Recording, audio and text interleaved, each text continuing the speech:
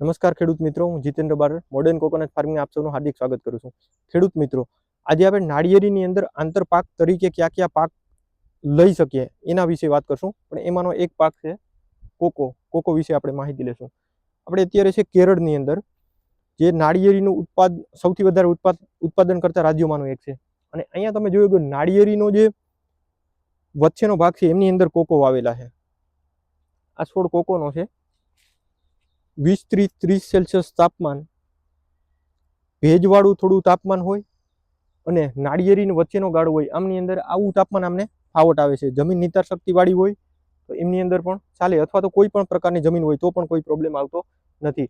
આમનું હેક્ટર દીઠ 1 થી 2 ટનનું ઉત્પાદન છે, કે આટલું ઉત્પાદન આપી શકે છે. આમની અંદર ખાસ કરીને કોઈ મોટા રોગ આટલા બધા આવતા નથી.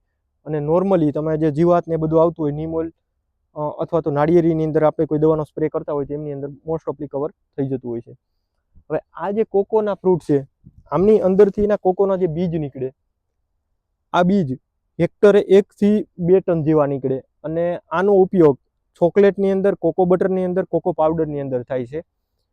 અને જનરલી ગુજરાતની અંદર બહુ બધી જમીન છે કે જેમની અંદર આપણે નાળિયેરીનું વાવેતર કરીએ છીએ. એક તો ત્યાંનું વાવેતર પદ્ધતિ છે, એનો જે માપ છે, ડિસ્ટન્સ એ ખોટો છે. જનરલી એ માપ થોડો વધારે રાખવામાં આવે અને એમની અંદર વચ્ચે જો આંતરપાક કરવામાં આવે તો એમની અંદર બહુ સારું ઉત્પાદન આપણે લઈ શકીએ. અને અત્યારના સમયની અંદર કોકોની બહુ જ ખૂબ જ માંગ છે, તો તમે ઉત્પાદન પણ વધારે આમની અંદર લઈ શકો. એમના લીધે આપણે કહીએ ને કે ભાઈ, જનરલી નાળિયેરીમાં જેટલું ઉત્પાદન આવતું હોય તો એ મુજબનું એના કરતાં પણ વધારે ઉત્પાદન આમાં તમે લઈ શકો એની સાથે સાથે. આપણે ફાર્મ અત્યારે આપણે અહીંયા જોઈએ કે જે નાળિયેરી છે, નાળિયેરીના વચ્ચેનો જે ગાળો છે તો એમની અંદર થઈ શકે.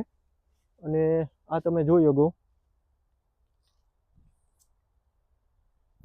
આને જનરલી દેશી છાણિયું ખાતર હોય તો પણ વાંધો આવતો નથી. રાસાયણિક ખાતરને આટલી બધી મોટી ખાસ કંઈ જરૂરિયાત નથી પડતી.